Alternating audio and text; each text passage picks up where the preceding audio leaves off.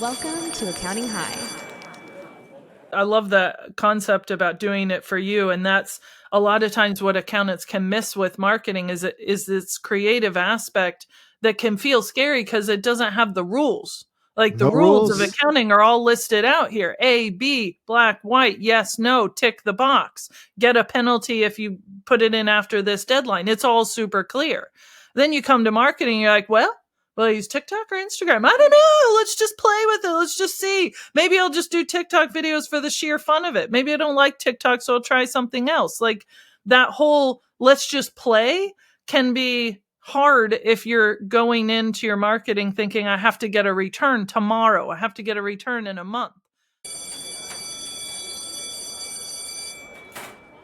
Welcome back, Accounting High. Now it's time for social studies. We'll teach you new creative ways to market old product. If you watch how they post, you'll see it's all authentic and genuine. Grow a following and don't get held back by perfection. Be intentional online, create content. Now that's hot. Strategy is key with social media and pods. Start slow, pick up platform, stick to it and go post. Make a plan to engage with client watering holes. Create a focused brand, be a lead online. It's a digital world with the best ROI. Now create your own ideal client persona. Let's go. Keyword Accounting High and get ready to blow. It's time for social studies, accounting content hub, LinkedIn marketing or X. So come join our social club. Is it Twitter? Is it X? Shit, now I can't keep up. So comment, follow, love if you into social studies.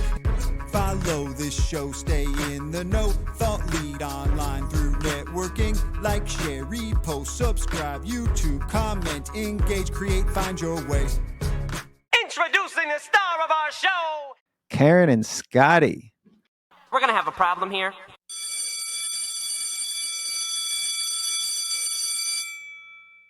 Class is in session. Karen, thank you for joining me.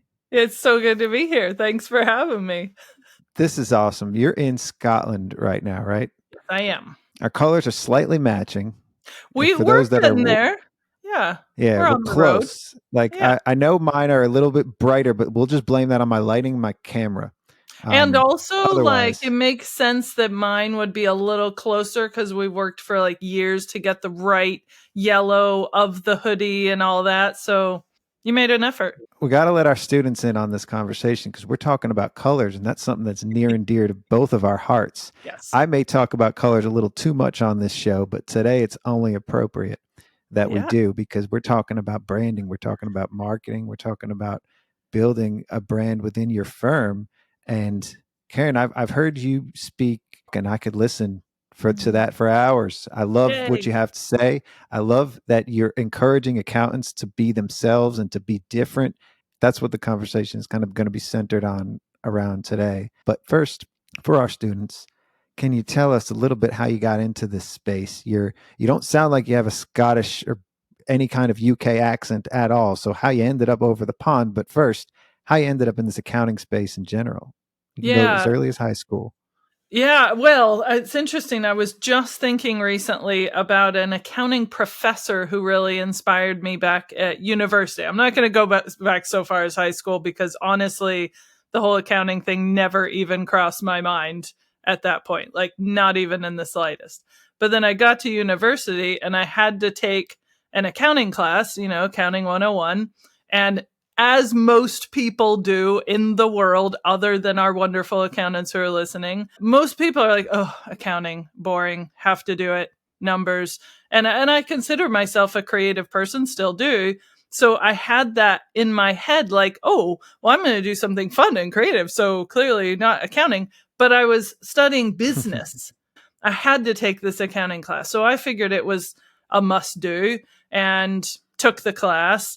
And literally within, I think the first, maybe the second class, I was like, oh my goodness, these numbers actually make sense. And then my professor was showing us like case studies and real companies like Pepsi and their numbers and how they work together. And we're reading their annual report. And that was the day I discovered that Pepsi owned Taco Bell and owned KFC and all these other things. And it was like the concept of matching the numbers resulted in something as simple as me reaching for a Pepsi at the store. And then there was all these other case studies. But I was thinking of this professor because I gave her an acknowledgement in my book. And at the back, I've got these acknowledgements. And I said, listen, I just want to shout out to Dr. Nancy because she had this amazing ability to connect the numbers with reality, with real life. Ooh. And here's somebody who influenced me, a teacher who influenced me to say, let's connect accounting to reality, to real life and real businesses and real people.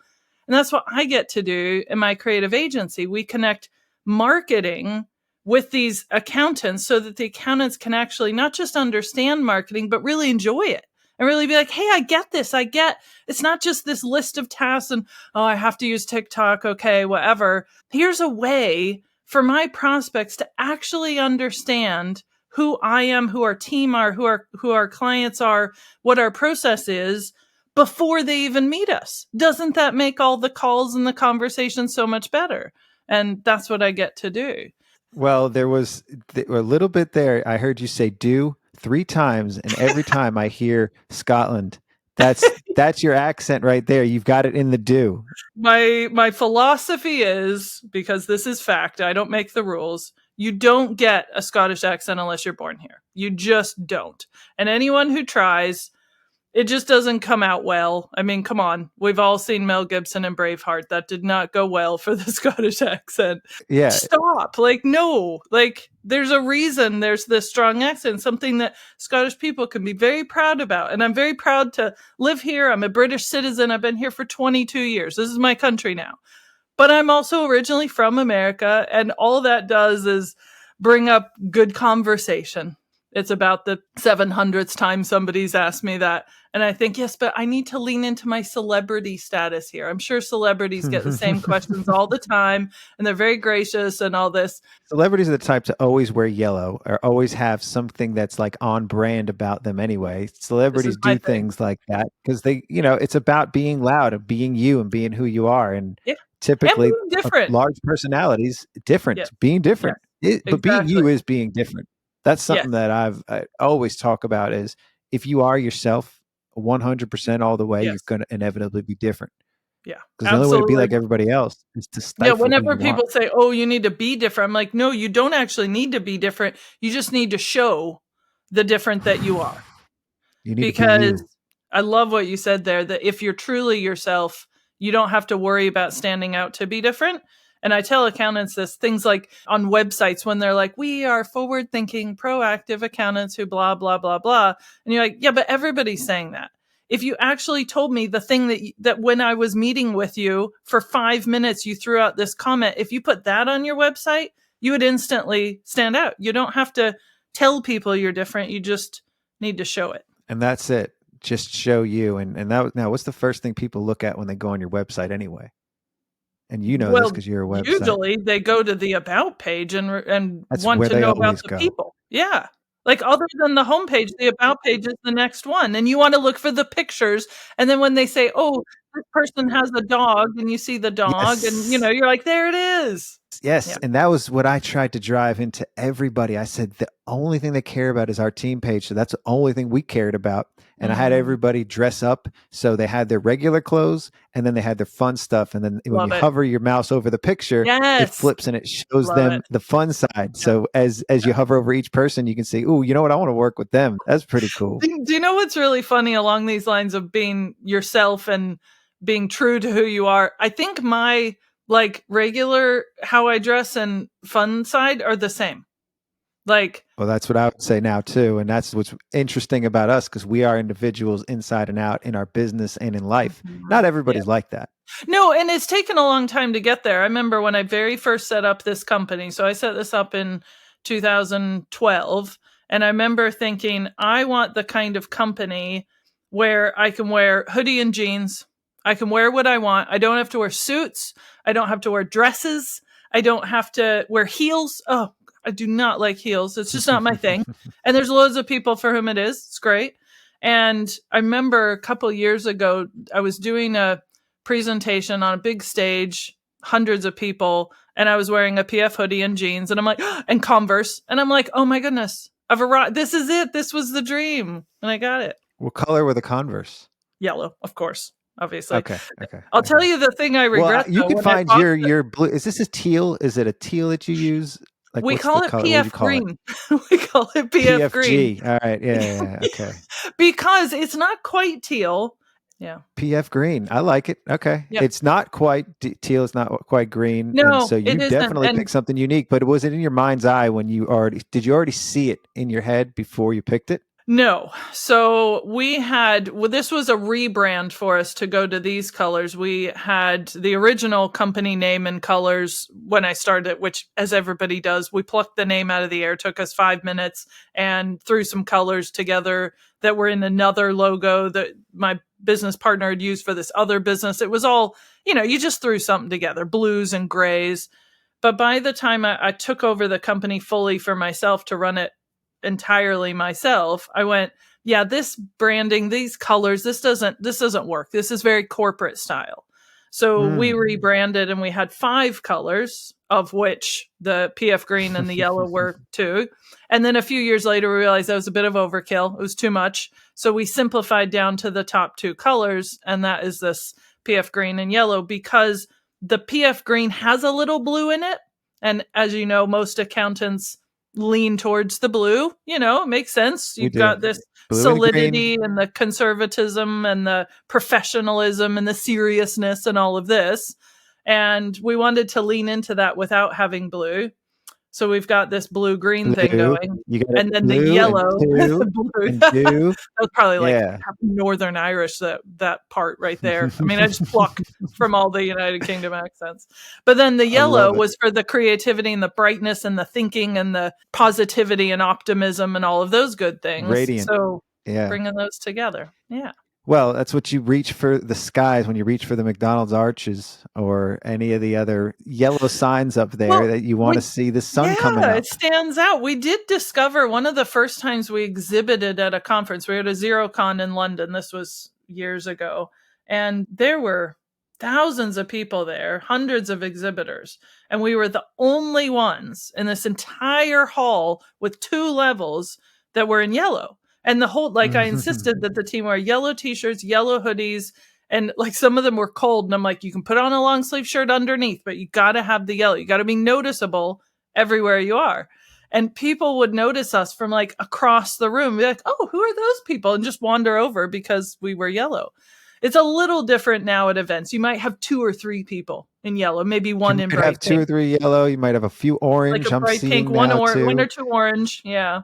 But it's still mostly black and blue and gray. Yeah, pretty much. And, my brand, they evolved the brand a little bit. It was straight up blue and green, like you'd expect, 2 squares interlacing, just as you would expect. Don't know why they're squares shaped like diamonds, but hey, that's it. It was trust. It was stability. Now they threw a little bit of purple in there. Ooh, now it's like we got a little bit of purple. So this is interesting here. Well, let's keep going with it. My colors for Accounting High are black and red, or white and red, but black and red. Strong and getting your attention. Mm-hmm. Get your attention. Yeah. Let's get entertained like Netflix, Yes, right? Mm-hmm. Yeah. And we talked about colors a lot, so I'm going to set aside our color conversation as much as we're going to keep getting there. So you mentioned that it fully became yours. So tell me about the journey on turning this into, and what does PF stand for our students? Good shout. Yes. So PF is the profitable firm, which, when I was saying the very first, I thought it was people first. And that as well. Our website address is wearepf.com, which we did because, of course, when we moved from the profitable firm, big clunky company name to PF, we're thinking, well, pf.com is going to be a little bit difficult. I would just like to announce right here that I don't know what that will send you to. So I just don't know what could happen. But I know that wearepf.com works. At that time, we were saying, we're realizing that everything we do in marketing is collaborative. We don't want to work with the accountants. They're like, here, I have a list of marketing stuff. Go do it. You want somebody for that, get a freelancer, get somebody working on there. That's fine. That's great. That's what they're there for. But our agency is about this, let's talk about the strategy and what might work, and let's do it together. And you share with us some of your words and your clients' words and your team's words, and we'll pull all the gold dust from that and figure out what might be best to use. So the rebranding went through a couple stages. So first it was The Profitable Firm because we thought we worked with accounting firms. We want to help them be more profitable in their marketing. Sure, sounds good. Fine. Let's go. Let's just pick a name. That And is I a don't typical I tend to accountant type name too. typical They any would love that. Yeah, this is great. I know. It's classic. And it did represent that when I started the company, it was let's see what we can do here for me to help accountants. But my business partner at the time was just working with small businesses. So we had a kind of generic sounding umbrella name of the whole organization, but mine was The Profitable Firm. So after a few years, when we parted ways and he went to do work with small businesses and I focused purely on accountants just myself, that was when I said, okay, this has become something a little different. I'm really liking what it's leaning into, but I want it to be mine. Now what do we do? And the rebrand, at first, we just kept the name the same. We considered many options. Honestly, I think we spent about 6 months just going back and just being like, what about this? What about this? Having some naming sessions where we just threw things around. Sure. Yeah. Random words like cactus, glitter cat came up. That did not make the test. And we finally love that said, one. Yeah. I mean, there's things we could have done Glitter with cactus. that, to be fair. What about glitter cactus? I mean, I am originally from Arizona, so I don't know if that's where that came from. Sounds fabulous. We didn't go that route. Glitter cactus is still, as far as I know, open. But we went with we finally said, no, listen, I think the company name is right because we still exclusively work with accountants and we want their marketing to help them be more profitable. And we were building, a brand and a reputation on the name. So we just changed the logo and the colors, and we had this, this icon here with all these shapes. And I won't go into the super long story. We have like this long blog post explaining each of the shapes and what they stand for and why we created them. But the gist is that it's about collaborations, about creating content and design and strategy and linking them and connecting the client and their client to PF. But by that point, writing Karen.Reyburn at The Profitable Firm was pretty clunky, as if we're Amazon or something where you have to do first name dot last name. I'm like, at the time we had like 7 people in the company. I'm like, what are we doing? But this is ridiculous. So we decided to simplify everything. That's the key with branding. You want it to be simple and clean and then have loads of possibility from it. So we brought it down to these 2 colors, just the 2 letters PF.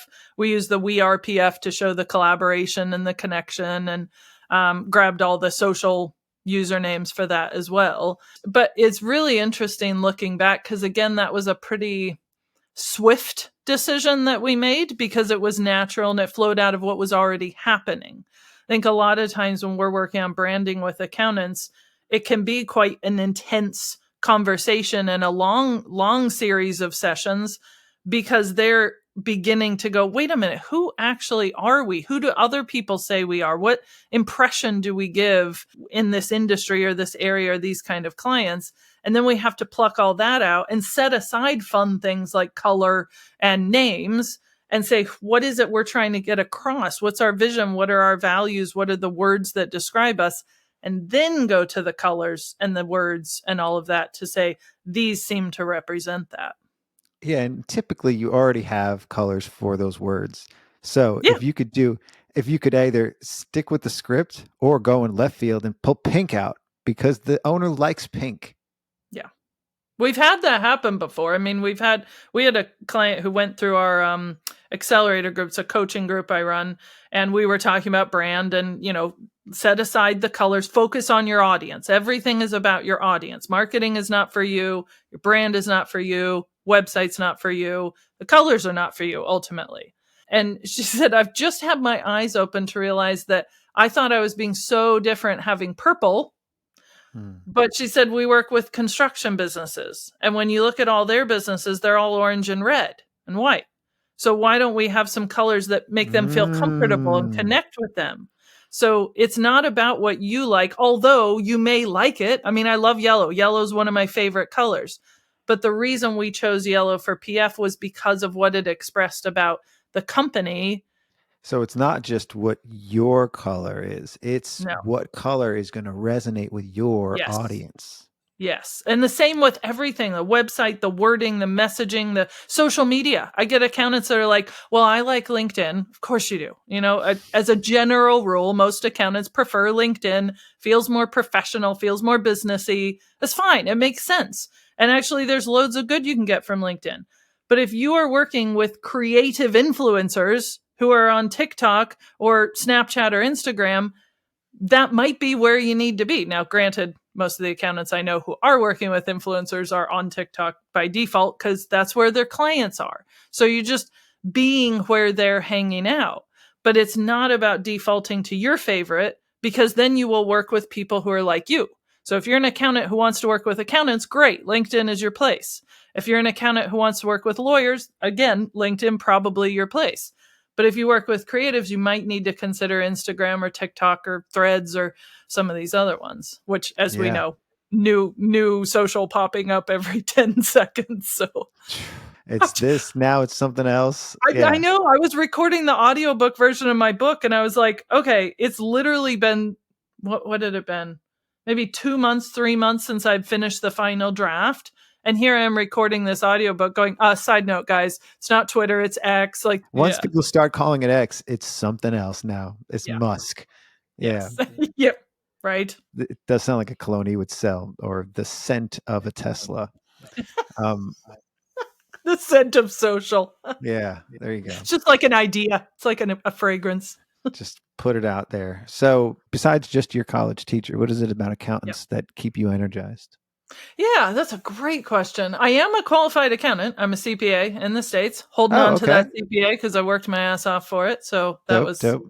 Yep, that was good. Well, I didn't hear about that part of this. Oh, well, I started the classic me. I started the story and launched off. So I got my accounting degree. Again, nod to the professor who was like, Karen, you need to study accountancy. You need to major in that. And I was like, no. And then after 2 years, I realized, oh, my accounting classes are the ones that are the most challenging and the most intriguing, and I have to work for it, but it's very rewarding. And I thought, I don't know, where the journey's going to go, but surely accounting is a good foundation to have. So I studied accounting, and then I just did the next thing and did the next thing. That's sort of what I do in my life. So I graduated and went, well, what's the next thing? Well, everybody else is getting a CPA, so I guess I'll do that. So I got a job working as an auditor, and then got my CPA certificate, which is, it's a heavy duty commitment and it's a big deal. It took me 3 times to pass the CPA exam. And by the time I passed it, I was like, right, I'm holding on to this, and worked as an auditor for almost 5 years. And then I moved to Scotland, nothing to do with work at that time. I was at that stage in my life. You want to try something new, something different. I had friends in Scotland, had an organization I was connected with. So I came here just for a couple months. That was the plan. Just come for a couple months, see if I could get a job. But I may as well just get a job at an accountancy firm because that's where I have the skills and that's some work that I can do and do well. So I got a job at this accounting firm in a small town in Scotland. And, they took a real chance on me. They applied for the work permit. So many little things worked out. The universe wants something to work out. All the pieces come together. But equally, I worked really hard for it. I was doing everything to got make your United States CPA too that you're working with there. Yeah. Did you keep the license? Was that useful for them too? It was super useful. I don't think I would have gotten that job without it, because that accounting firm was looking for a senior auditor, and they had tried to find somebody in the UK. And at that time, this was before the UK was in the European Union and all that, which has now come out of. But there were all these different rules about it, which they had to prove basically that they tried and failed to find somebody in the UK. So, they're reaching for the bottom of the barrel of elsewhere. And here we got Karen here. And then they got stuck with me. She's excited. Yeah, she's like, I'm ready to travel the world. Yeah. I was like, I'm in Scotland. I'll take the job. And that's sort of how it worked out. Like, bless them for being willing to take that chance. But they obviously saw something that was intriguing enough. I had the skills and the energy for it. But I worked as an auditor for them for the grand sum of about 3 or 6 months. And they're like, hey, we've got this whole business development thing we're doing. This was when business development and advisory was this brand new brainwave that not everybody was doing. And they're like, is that something that's of interest to you? And I'm like, yes. No idea what that is, but let's go. It sounds really interesting.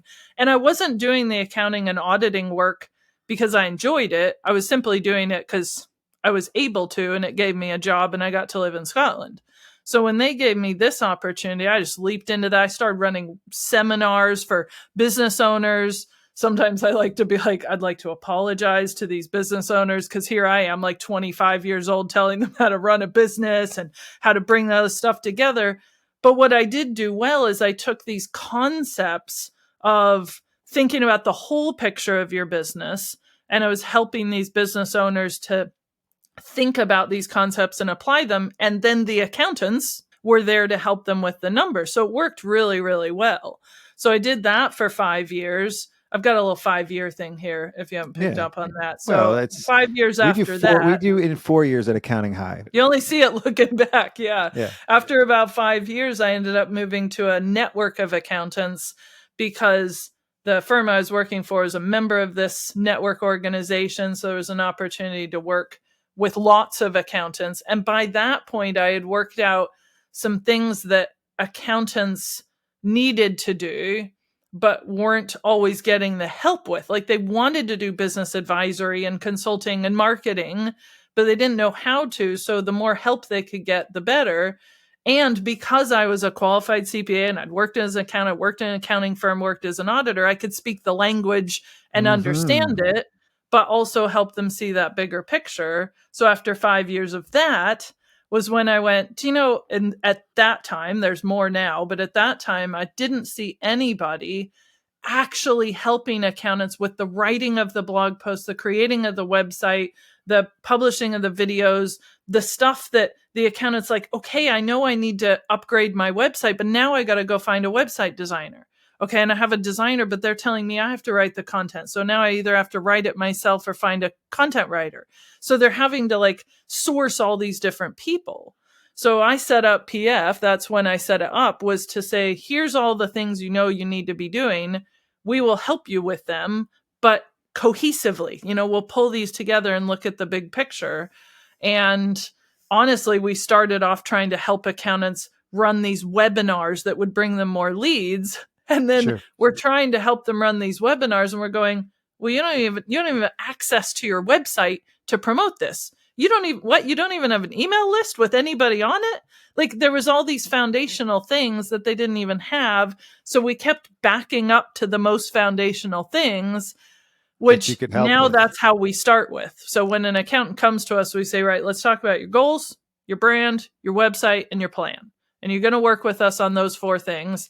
Whether you've done loads of work or whether you haven't even considered it, we've got to collaborate on this. And once we know those 4 things, now we can really go at your marketing well. Now we can even think about doing webinars. Now we might be able to think about that. And accountants, as with many entrepreneurial business owners, are like, shiny thing, here's this new exciting thing my friend's brother told me brought him 3 leads. So clearly that will work for us. That's our silver bullet. There. And you're like, the friend's brother owns a coffee shop. That might work for them, or even if he's an accountant, that still doesn't mean it'll work for you. When you're doing those foundational things, that reminds me of our CFO conversations where they want to do this forecasting for these businesses that don't even have their books done. And their books are in a horrible state. So then they're like, well, wait, now we have to offer bookkeeping, but now they're in tax trouble too. So we have to do taxes. So we're offering all of the things just so we can do some form of forecasting and other advisory for that business. And that's with you. Naturally, most of us are not marketers. And I always had that, that's what was different about my firm, is I always thought with the marketing brain first before the accounting brain, because it's that creative side. If I had a full episode on the artist versus the entrepreneur, and Ron Baker and I he narrowed it down or synthesized it to creating art and doing that act of creation is a you thing. And the entrepreneur is the audience thing, and they do it for the audience. So as an entrepreneur and as doing the business, you have to think with the audience in mind. Yeah, that's exactly it, because I love that concept about doing it for you. And that's a lot of times what accountants can miss with marketing is this creative aspect that can feel scary because it doesn't have the rules. Like the No rules of rules. accounting are all listed out here. A, B, black, white, yes, no, tick the box. Get a penalty if you put it in after this deadline. It's all super clear. Then you come to marketing, you're like, well, will I use TikTok or Instagram? I don't know. Let's just play with it. Let's just see. Maybe I'll just do TikTok videos for the sheer fun of it. Maybe I don't like TikTok, so I'll try something else. Like that whole let's just play can be hard if you're going into your marketing thinking, I have to get a return tomorrow. I have to get a return in a month. So a lot of what we're doing at PF is helping accountants to look at the bigger picture so that they can tap into that creative side. And my second book, spoiler alert to the second book, is Accountants, You're Creative Too. Like you have that creative mindset. I love that, but we didn't even talk about the first book yet. I want to talk about the We run haven't up to even that. talked about it. I'm giving a plug for the second one. Let's go. The go. book before we even started talking. You pulled the book in, Classic. which was great. You should be doing that. And the business. Tell me about the makeup of the business itself too. How many employees you have, and what did the financially, whatever you want to share. As accountants, we like to hear those kind of things. Yes, true. Yeah. Well, we have about 20 team members are all over the world. We've got some in the US, some in Argentina, Hungary. So we've covered accountants all over the world. The concepts in the Accountant Marketer book apply wherever in the world that you are.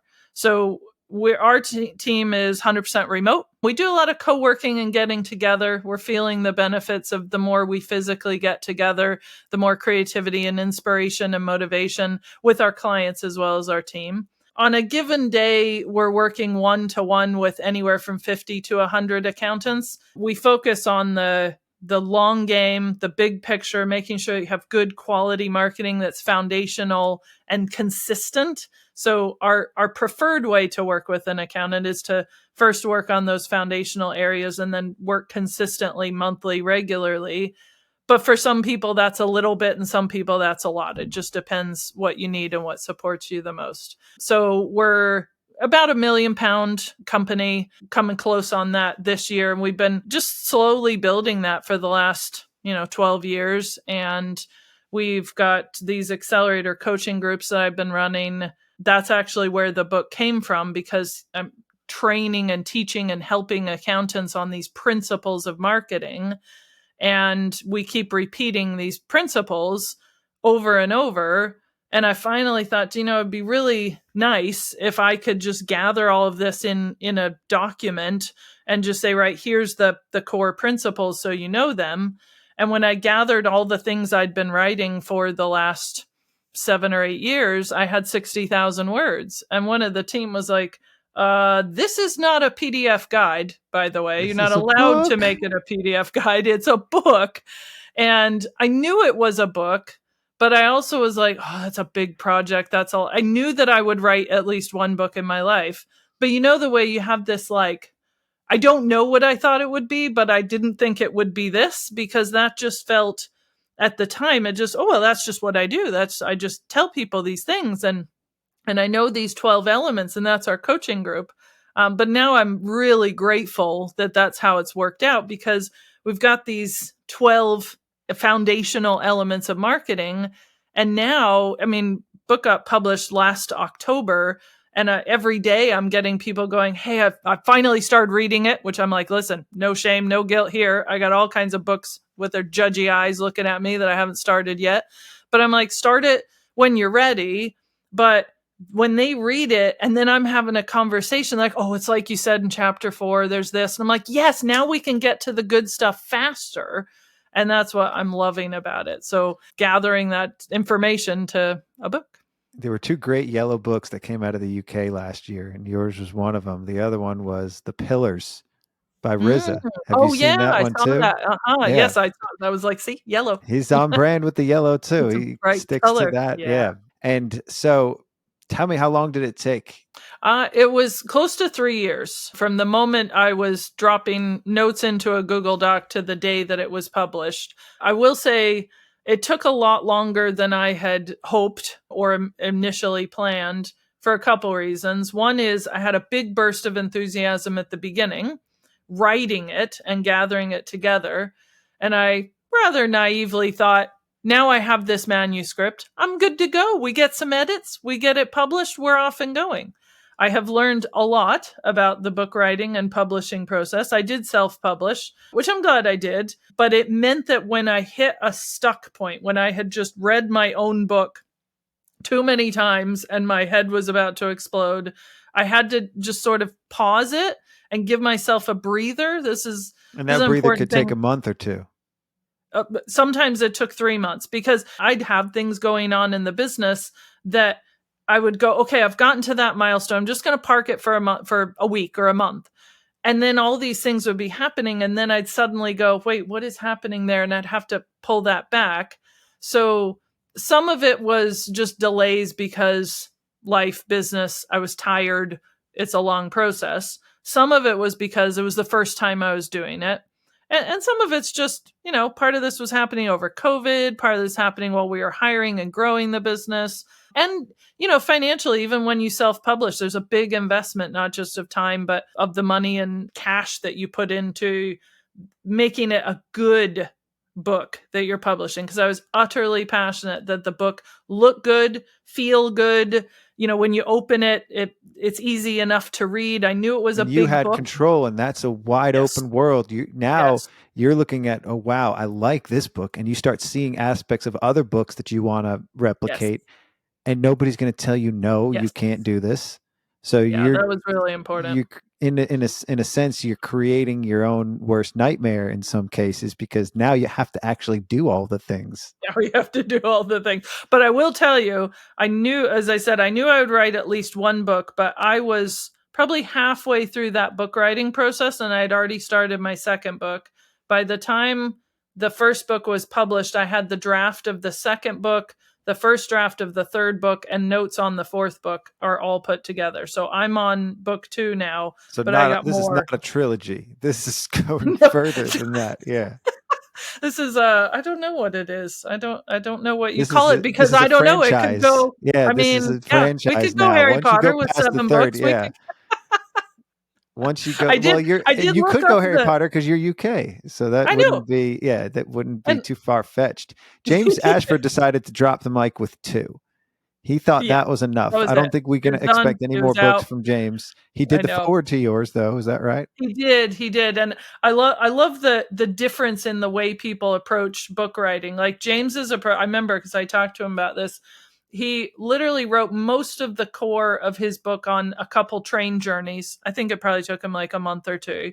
And then he, tidied it up, sent it to a bunch of accountants and had them look at it. And he was just like, bam, bam, let's get it out. And I remember there was a few points in my book process where I'm thinking, oh, this is my fault. This is taking so long and I'm delaying this. And then I just sort of rethought it. And I was like, I think this is one of those times where you just lean into who you are. And one of the things about who I am is I love getting things done well and getting the detail well. The brand was really important to me. And I needed to I take my time over this. Probably one of the reasons I work well with accountants. I like to take my time over things and make sure that it's done really well from start to finish. Not to say that James's book wasn't done well. He just has a speed approach that's different to my slow and steady wins the race. So I went with I'm just going to give myself that space to go slow and steady, and so that I can be proud of what comes out, that it matches me. And that was really good. When the book came out, I was like, this feels good. It looks good. I like it. How it's presented. I feel proud to, give it to somebody or for them to hand it to me to sign. But it was a lot longer than I had originally thought, because my original Google Doc had 60,000 words. By the time I'd put all the words into my manuscript, it was close to 140,000 words. And my editors were like, Karen, you really got to get this down to like 100. Like most business books are 45 to 60,000 words. Yours is 140. So you needed Rick Rubin to come in and help you reduce that. That was He's what the partly reducer, what took it so long. Yes. The reducing was the hardest part, because by then I'm like, no, everything needs to be in here. This is really important. And then it was hard to see it objectively. So that's where an editor would come in too. I had editors, I had developmental editors, I had line by line editors, I had copy editors, but I'd gotten it to the point where I couldn't see like what bits needed to come out. And I thought, this is where I need to ask my audience. So I had 13 draft chapters, each of which was quite long. So I asked 13 accountants You really to were read writing one Harry chapter. Potter. Yeah. Yes. Genuinely. Yeah. Like, I think I've worked out that the final word count of this book is Prisoner of Azkaban. You know, So if you you could read that, you throw can a read J in front of your name and you've JKR, right? This is Yeah, there's no copyright issues there. That's fine. nothing. You've already got KR, so I just know. kidding, right? Put the J in there. But yeah, so getting the accountants to read the individual chapters and give me feedback. And I thought, if each of them reads one chapter and I see patterns with what each person says separately, then that will tell me what to cut out. The number one thing, God bless them all, that they told me to cut out was stuff about me and stuff about PF. And I was like, Ooh, that's the hardest thing to do. And yes, but they were right. They were like, listen, most people know you, or if they don't, like, let's just get to the point. You don't need to go on this long and then rambling it story. made it easy, and you got out of the way. You got out of Yes, the way, and that's what I'm learning too. exactly. Like I always say, I'm telling them their marketing's not for you. Your website's not. I'm like, your book is not for you. That's it, though, and you don't learn that until you go through that exercise. No. And you see how much you don't realize you're doing it. Yeah, because people are interested in you too. They do want to hear more about you. They're connecting to you. So that's why they're going to buy the book in the first place. Yeah, I think that's why it mattered. Or it struck me so much. Like, I love all these accountants that were generous with their time. These are clients I love working with. I talk, most of them we're still working with, or I talk to regularly. So I knew that it was coming from this great, kind place to be like, Karen, we want your book to be the best ever. You don't need that. It doesn't mean that they don't like you. They still like you. Apparently, because they bought it and are enjoying it and posting about it on socials and most importantly, applying it to their firm. That's my favorite part when somebody says, my favorite story recently, I think I posted this on LinkedIn. I was talking to an accountant in the States and he said, I sat down with your book. I didn't have any note-taking abilities because I thought, why would I need to do that? I'm reading a book on marketing. And he's like, I got to chapter 3 and I jumped out of my chair and I ran to the other room and I got my laptop because I needed to sketch things out, make notes. And I'm like, yes. That is what we want to see. And that's what you were going for. And that's because you inspired them by something you said on there, something you taught them. Probably not about me. Probably about another We know this. Somebody asked me how long this book took. And I'm like, in all honesty, about 20 years. From conception and concept and living it out. When I think about you told me 3, so chapters, now you're giving me the honest answer. Yes, yeah, exactly. 3 was when I took the words that I already had and put them in a Google Doc. So yes, I think if we go way back, because this is why I tell accountants to be consistent with marketing. The words that I took to put in that original Google Doc were from blog posts. I've been blogging every week for 7 years. I've been running these accelerator coaching groups with hundreds of different accountants, and every time just repeating these. And actually, now that I think about it, I remember that Google Doc was actually because I was training my team to help run the accelerator. And I wanted to make sure we were all running it on the same wavelength, saying the same key points. They bring their own tone and style, but we're all saying, in the audience one, you need to have a very specific audience. It doesn't have to be an industry, but it does have to be specific. Everybody can bring a little bit of themselves to theirs, just like your book. It needs a little bit of yourself, just not too much. Stay focused on the key principles. Let's at least get these 3 key points across. So I created a G sheet. All the accountants will love me for this. I started off with a spreadsheet, and I was like, 12 sessions of the accelerator. Where else would you start? Excel? That's always where you start. Yeah. Well, G sheet because I'm modern. I'm kidding. That's either obviously, way. You have to. Where else would you put your ideas? They got to be. Then you put the 12, and then I'm like, here's the key points. And then I moved to the Google Doc and was like, I'll just drop in the blog posts that are relevant. And that's where it really started coming. So, but then the second book that I'm working on, I have the draft for it.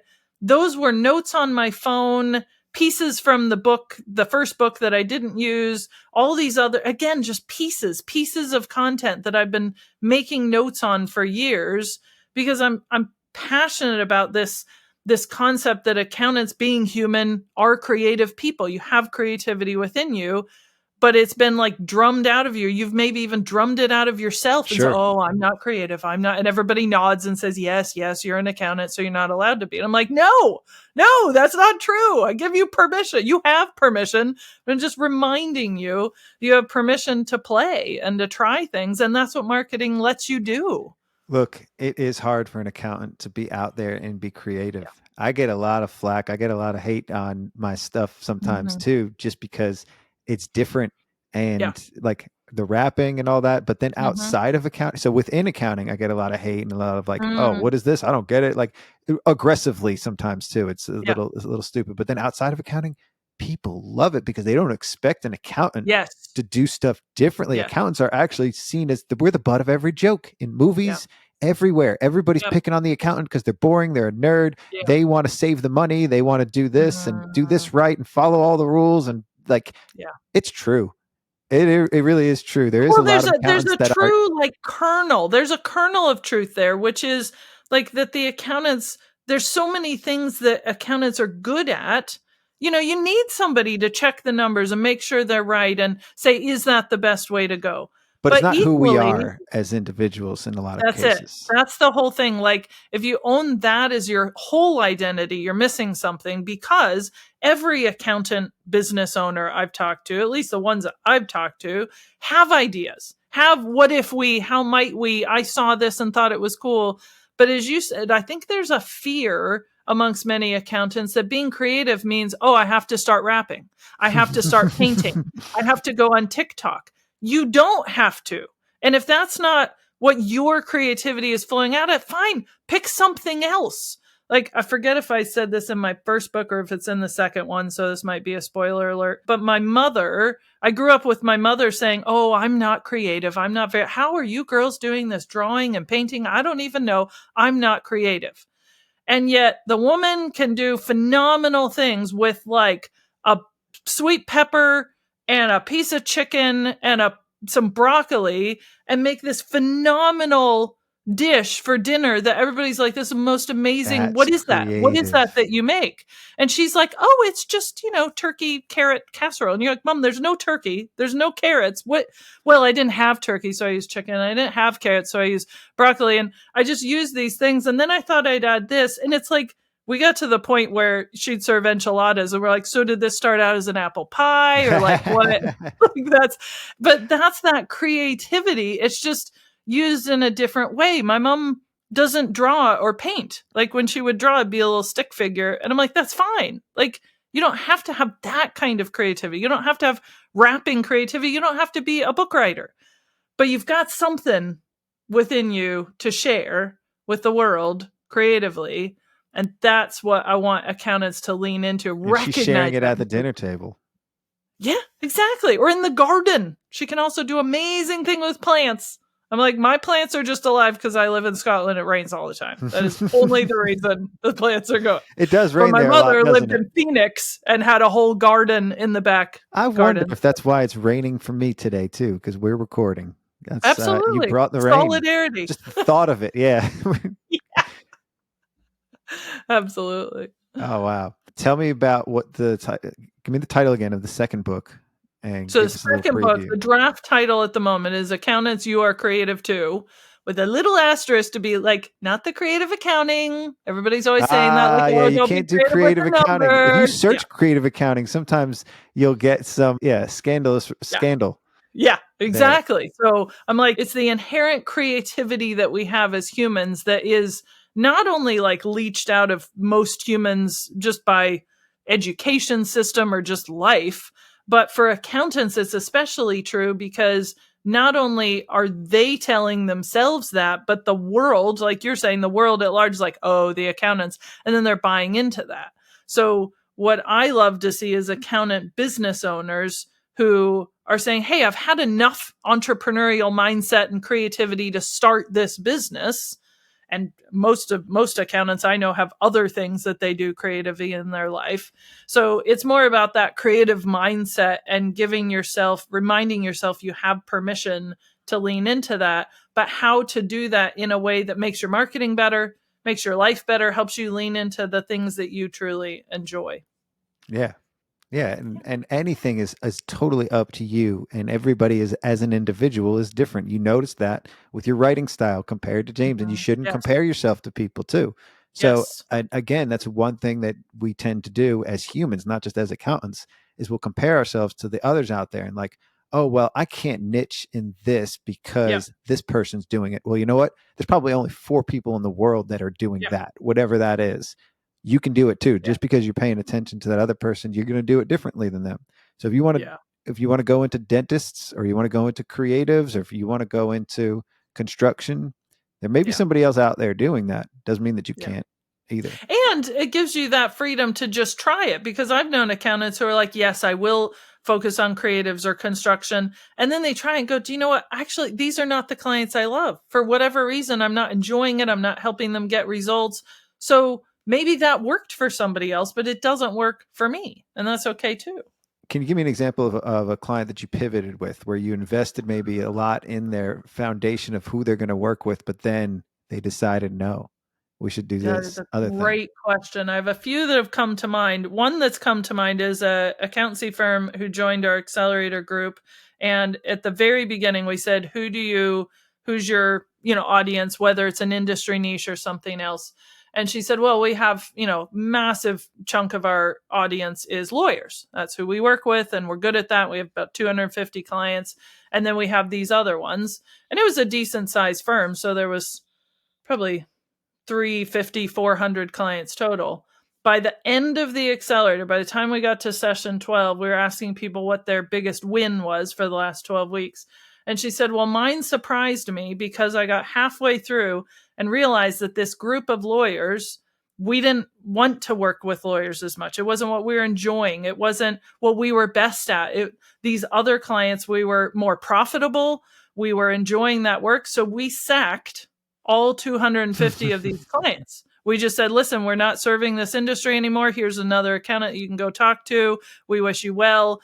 And she said, that brought us, now we're down to about 100 clients that are more profitable. We love working with, and it's more sustainable. It was lots of small work they were doing.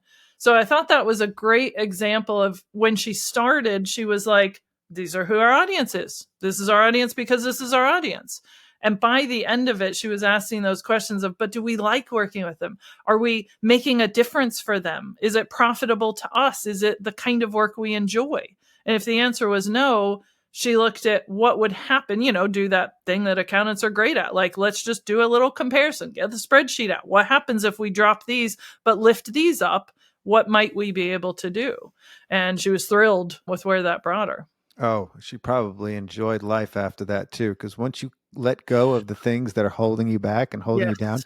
because you don't see that too. Sometimes Yeah. it's like, this is the way it is. This is the way it Yeah. has to be. And then you deal with it in other ways Yeah. And too. a lot of times the change that happens in our life for something like that is because something outside has happened. A client left, a big client, and that had a big impact, or COVID happened and it affected you in a particular way. And it's this outside thing and you're forced to adjust, and then it's better. But I also love to see people stopping to think, well, what if something like that happened? How might that be? And then crafting it that way instead of waiting for something from outside, like illness or any of these things, to shock you into having to do it. But either way, you get there in the end. Yeah. Yeah. And it's about doing what we want to do and not what we have to Yes. do too. And it And takes a that's while to great. figure that out. Yeah, a lot Yeah. of accountants, maybe you haven't figured out what you want to do, but just asking the question, saying, I get the privilege to choose who I work with, and I can say no to anybody. I'm under no obligation to say yes to any prospect who comes to me for any reason, but it's good to know the reasons and say, I'm not best placed to serve that kind of client, even though they would bring me tons of money. It's not good money because I won't enjoy it, and it won't tap into what I'm good at or what I and the team are the best at. So you made it very clear on your audience and who you're working with that it's easy to say no. If somebody from another industry came to you, do you still take on that client? Do you have other clients outside of accounting? Yeah, it's a great question. We have said yes a few times. In the early days, it was, yeah, sure, we can help you too. Very quickly realized that we were better to stay focused on our exclusive audience because we're able to serve them better. We were able to be more efficient. Our systems matched, our communications matched, the wording we use matched. So for a long time, we were like 100% exclusive, always said no. We have, in the last couple of years, worked with a few companies whose audience was accountants. So that company that we worked with, they weren't an accounting firm, but their audience was accountants. So we understood their audience. And since that's the primary important thing for marketing, we did that. And that has worked well from time to time. There's a few times it hasn't, where we've tried, they've made an effort, we've made an effort, and we just said, listen, I think this is just becoming hard, and marketing, whilst challenging, ought not to feel that hard. Yeah. I would say every rare once in a while, there will be an exception for a good reason, but it'll still have that accountant connection. So no, I'd say we're still exclusively accountants, bookkeepers, accounting firms. We're open to anyone in the accounting field. But we do tend to work with accounting firms that have 1 to 4 partners. They might have anywhere from 1 to 50, maybe 100 employees. And it's that size of business where there's still few enough owners and partners that they can turn the sailboat quickly. And it's not this big, massive cruise ship that you got to be like, it just like takes forever to like turn the tiniest bit. Yeah. Like, that's fine. I was on a cruise ship last summer with my sister in Norway. Loved it. So many places we got to go. But oh my goodness, that ship moving, You're it takes not like going to an make hour a turn on to a dial. Yeah, that's. Yes. So these accountants that are in their little sailboat and they're like, let's go this way. No, wait, let's go this way. That actually works well with the kind of marketing we're doing, where we try something, we stick at it. But if we need to turn or we need a decision to be made, we don't have to go through, no offense to the 12 partners and that size of firm, but that just means that, it takes a year and a half for them to decide that no. You don't have to rebuild the foundation of a cruise ship. You can rebuild the foundation of a sailboat. And here's a try question. a new sail or Here's a question that we've posed. So you take that one ship that docks from Scotland or from England and is going to America, and you change all the planks and everything about that ship. Is it the same ship when it gets to America, or is it a different ship?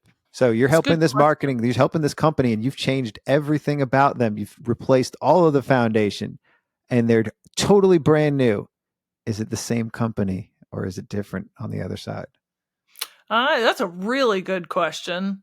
I would say every company goes through more change than you realize. So I'd say the process of that replacing would probably change it to the point that you might think it's the same, but it's actually significantly different, Yeah. Because it's not just a matter of replacing the same plank, because I don't know, the type of wood is different, or the length of it, or and then the people who are working on the ship start to change. So maybe the physical ship is similar, but all the people have changed because these people got on in England and these people got off in America. So it's kind of a tough analogy to wrap my head around, but I would say that's actually more likely the case to be for most accounting firms, is few of them are going to stop and rebuild the whole ship in port before they sail off. Most of them are sailing. You're in process. You have to going along. You have to change things. But from time to time, you need to pull into a port and maybe make 1 or 2 significant changes. And if that means you need to sell the boat and buy another one or start a fleet or whatever, that does happen sometimes. But most people are going to make a few shifts. But by the time you reach where you're going, then the whole process has changed your mindset and your attitude and the way that you describe your ship. So that is why, circling back to branding, that's why when we're talking with an accountant about their brand, which, logo, name, colors, tone of voice, all of these things, if you haven't even looked at it in the last 3 years, I guarantee your firm has changed more than you realize. And yet your brand is revealing an old you. So if you're saying, this is the sailing ship accounting pro, but actually it's changed so much, it's got a different style now. And that's what you have to figure out, what that change is, so that you can describe it to people. Oh, that's beautiful. That's a great way to answer that question, because there really isn't a right answer to that. I know. I mean, I was getting to that point where the analogy could become lost in my analogy, but no, and I love it. I love the juxtaposition of everything and how you used the analogy to describe the firm part of it too. Our students, thank you. Remember, this is now required reading for Accounting High yes. students. So, The Accountant Marketer by Karen Reyburn of We Are PF. Whenever I think of PF, I think We Are PF. That's just what you should think of, because it's the best way to say it. You've turned an acronym into something that could be universal, but it's also part of your brand. PF could be somebody's initials. It could be anything. It could be whatever you want it to be at this point, right? You don't even have it written anywhere. You're welcome to think creatively about what it means to you. So, well, class dismissed. I'm going to write us out with our original intro. Thanks, Scotty. Good to be here.